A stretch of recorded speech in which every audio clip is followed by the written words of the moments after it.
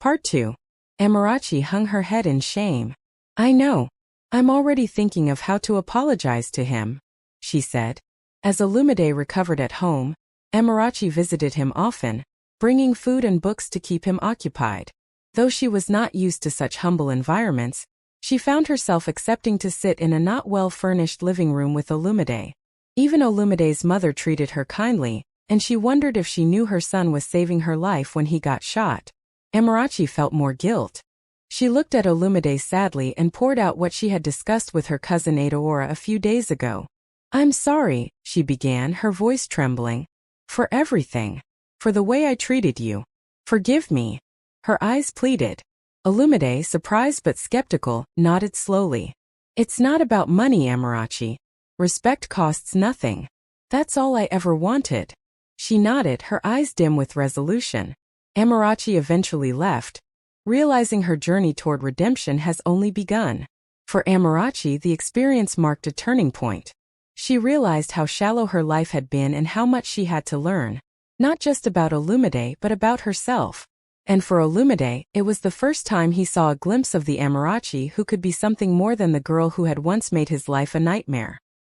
He couldn't say he had brushed aside all the things he did him. She would have to prove she had actually changed for good, which he truly doubted within himself.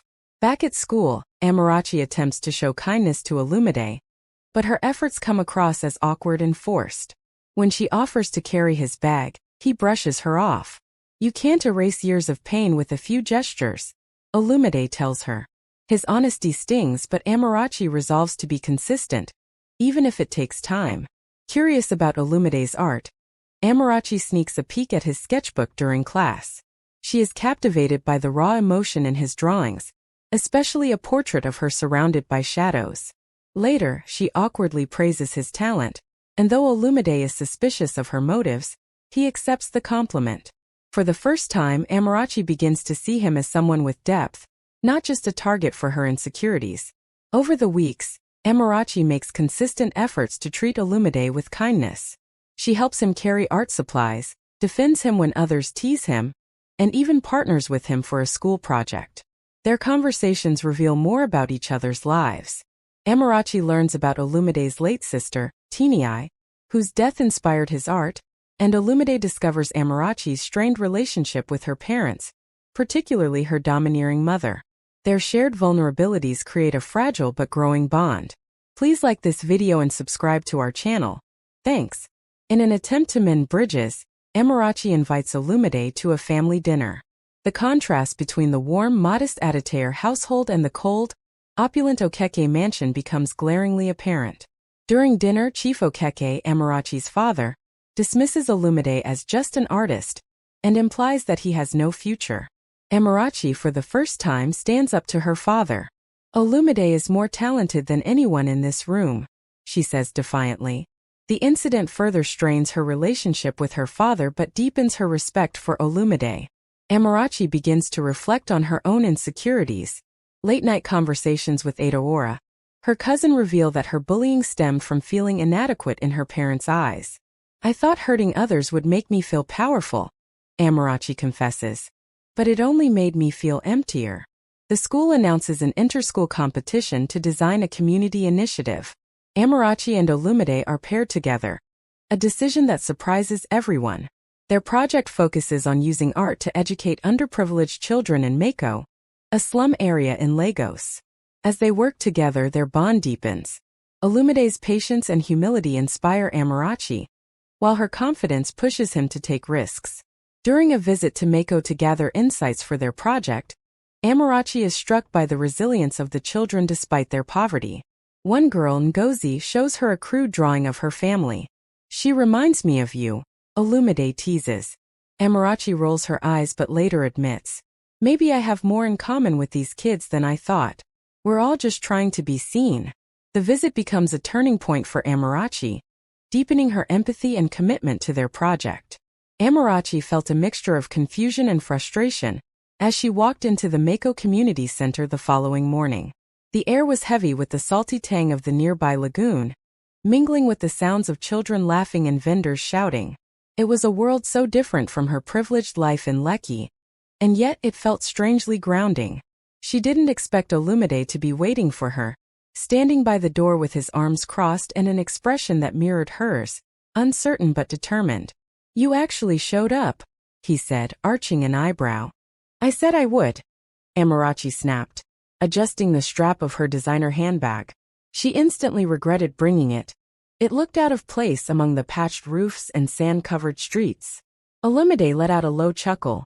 "All right then. Let's see if you can handle this."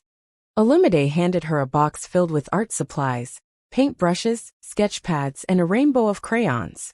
"We're starting with the kids' art class. They're waiting." Amarachi followed him into a small room, packed with eager children sitting on mats.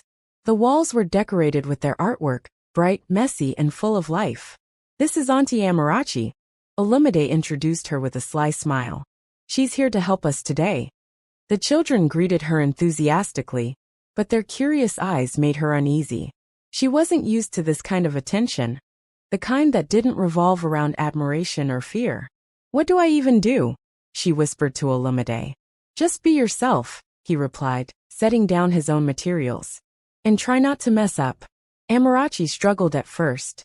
She fumbled with the paint tubes and spilled water on the floor, drawing giggles from the children. Olumide didn't hide his amusement, but he stepped in to guide her. "Watch," he said, dipping a brush into blue paint. With a few strokes, he painted a simple but beautiful image of a boat on water. The children clapped in awe. "Your turn," Olumide challenged, handing her a brush. Amarachi hesitated but took it. She carefully painted a sun rising over a horizon. It wasn't perfect, but the kids clapped anyway. "You're not as bad as I thought," Olumide teased. "Don't get used to it," Amarachi shot back, though a small smile crept onto her lips. As the class went on, Amarachi noticed a little girl sitting quietly in the corner, not participating. She had a scar on her cheek and avoided eye contact. "Who's that?" Amarachi whispered to Olumide. "That's Aisha," he replied. "She's been through a lot.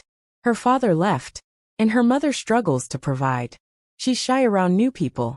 Without thinking, Amarachi walked over to Aisha and knelt down. "Hi Aisha," she said softly. "Do you want to paint with me?" Aisha shook her head, clutching a worn doll. "Can I see your doll?" Amarachi asked, picking up a paintbrush. "How about we paint her a new dress?" Aisha hesitated, but eventually nodded. Together, they painted a vibrant red dress for the doll. By the end of the class, Aisha was smiling. A small but meaningful victory. Olumide watched from a distance, surprised. "Maybe you're not completely hopeless," he muttered under his breath. As the sun began to set, Amarachi and Olumide packed up the art supplies. She was exhausted but felt a sense of accomplishment she hadn't experienced in years. "So," Olumide said as they walked out of the center, "what did you learn today?" "That you're annoyingly smug," Amarachi quipped. Olumide laughed. "Fair enough. But seriously," Amarachi thought for a moment. "I learned that not everything is about me. These kids, this place, they need more than just charity. They need people who actually care." "Exactly," Olumide said, nodding. "And maybe, just maybe, you're starting to care." Amarachi didn't respond, but deep down she knew he was right. As she got into her father's car with the driver waiting, Amarachi glanced back at the community center. For the first time she felt a pull to return, not out of guilt or obligation but because it felt right. Olumide leaned against the doorway, watching her leave. He couldn't quite figure her out yet, but something told him this wasn't the last time she'd surprise him. Driving away, Amarachi couldn't shake the image of Aisha's smile. It was small, fleeting, but it stayed with her. A reminder that maybe, just maybe, she was capable of making a difference. And for the first time in a long time she felt like she was changing. Not for anyone else but for herself. Amarachi's father, Chief Okeke, becomes embroiled in a corruption scandal. The news rocks the school and the family, leaving Amarachi humiliated. When students gossip about her, Olumide surprises everyone by standing up for her. "Judge her by her actions, not her father's," he says, silencing the crowd. Amarachi is moved by his loyalty, realizing how far they've come. Amarachi begins volunteering at an orphanage as part of their project. The experience humbles her and strengthens her resolve to be a better person. Meanwhile, Olumide's artwork gains attention from local galleries. Amarachi encourages him to submit his work, even helping him write an artist's statement. Your art deserves to be seen, she tells him. One evening, a buzz on Amarachi's phone. A notification from a social media platform caught her attention. At first she ignored it, assuming it was another update or meme. But then her phone buzzed again. And again. By the time she checked, her heart dropped. There it was. An old video from last year, grainy but unmistakable. The video showed Amarachi surrounded by her gang of giggling friends.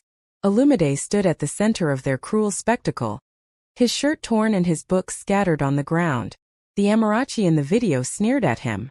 Look at him, our future artist. Maybe he can draw himself a better shirt.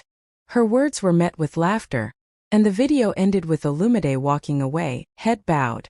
The caption read, "Can people really change? Or is it all for show? #throwback.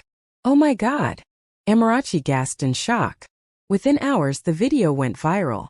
Social media was ablaze with reactions. Some defended Amarachi's recent transformation, arguing that people can grow and change. But others weren't so forgiving. This is the same person pretending to care about the underprivileged now? Olumide deserves better. Once a bully, always a bully. Amarachi's phone didn't stop ringing. Friends, followers, and even journalists were reaching out for comments. She felt like the walls were closing in. Olumide heard about the video from one of the teens at the art center. Oga Olumide, have you seen this? The boy asked, holding up his phone. When Olumide saw the video, his chest tightened. Memories he thought he had buried resurfaced with a vengeance. The humiliation, the pain, and the loneliness he had endured in silence. He had forgiven Amarachi for what she did years ago, or so he thought. But seeing the past laid bare for the world to mock reopened the wound. When Amarachi arrived at the art center that afternoon, her face pale and tear-streaked, Olumide didn't even let her get past the gate. I'm so sorry, Olumide, she began, her voice trembling. Don't, he cut her off, his tone cold. I can't do this right now. Please just listen, she pleaded. I didn't. It doesn't matter, he snapped, his voice rising. You think saying sorry fixes this? Do you have any idea what it's like to have the worst moment of your life broadcast to the entire world? Amarachi's tears fell freely now. I didn't leak it. I didn't. I know you didn't, he interrupted. But you still did it. And seeing it again? It makes me wonder if anything about you now is even real. His words hit her like a slap. Without another glance, Olumide turned and walked back inside, leaving Amarachi standing alone at the gate. One of Amarachi's former friends, feeling slighted by her transformation, was the one who leaked the video. Later that evening, Amarachi confronted the friend she suspected was behind the leak, Mfon, one of her old clique members. Mfon had been acting distant ever since Amarachi began her transformation, their once tight bond fraying as Amarachi pulled away from her old life. Why Mfon? Amarachi asked when she tracked her down at a cafe. Why would you do this to me? Fawn didn't deny it. She smirked, stirring her drink lazily. Oh, come on, Amarachi. Don't act like you're some saint now. We all remember who you used to be. I'm trying to change, Amarachi shouted, drawing stares from nearby tables. Change? Fawn scoffed. Please. You're just trying to make yourself feel better. And don't forget, you were the queen bee back then. You made us do most of those things. So don't play the victim now. Amarachi felt like the ground beneath her was crumbling. I never asked you to humiliate Olumide like that. No, but you sure didn't stop it, Mfon said with a shrug. You wanted attention and we gave it to you. Now you're mad because people are holding you accountable. Tears burned in Amarachi's eyes. You don't understand. Oh, I understand perfectly, Mfon said, leaning in. You're just upset because you're losing him. You like him, don't you? The boy you used to torment. What a joke. That night, Amarachi sat alone in her room, scrolling through the endless stream of comments. Her phone buzzed with a message from her mother. Amarachi, what is this nonsense I'm seeing online? You're embarrassing the family. Fix it. Her family's cold response only made her feel worse. Amarachi tried calling Olumide, but each call went to voicemail. She sent a text instead. I'm so sorry. I never meant for this to happen. Please let me explain. The message went unread. Meanwhile, Olumide wrestled with his emotions. He tried to throw himself into his work at the center, but the video haunted him. Each time he looked at Amarachi's number on his phone, his thumb hovered over the block button. He wasn't just angry, he was hurt. He had started to believe in Amarachi's transformation, to see her as someone different from the girl who had made his teenage years miserable. But now, he wasn't sure if he could trust her, or himself for letting her back in. Days turned into weeks, and the distance between them grew. Amarachi continued her work at the art center, but Olumide kept his interactions with her strictly professional, avoiding her whenever possible. Yet, something about the incident stirred a fire in Amarachi. If her past actions had hurt him so deeply, she needed to do more than apologize. She needed to prove, not just to Olumide but to herself, that she was capable of change. Amarachi began working harder at the center, pouring herself into every project.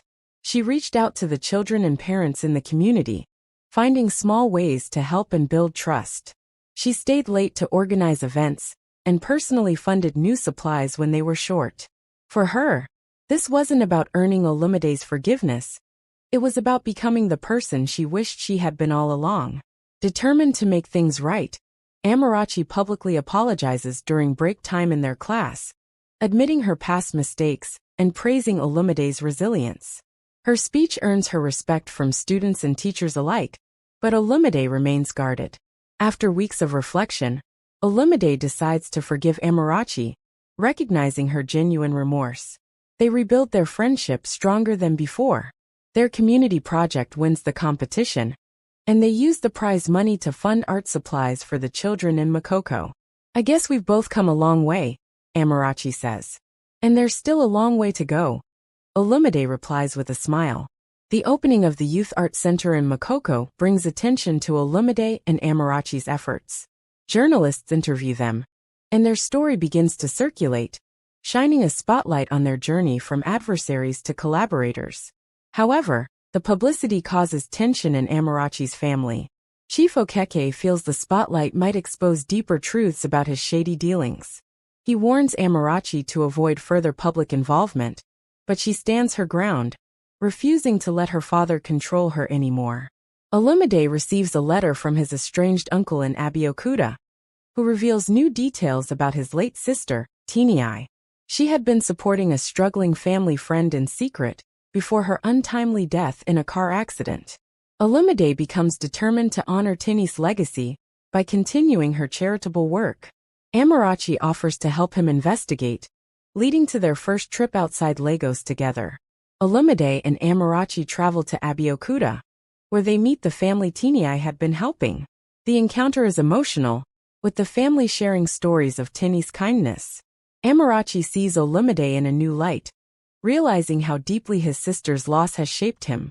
They visit Oyamo Rock, where Amarachi, for the first time, opens up about her own fear of not living up to her parents' expectations.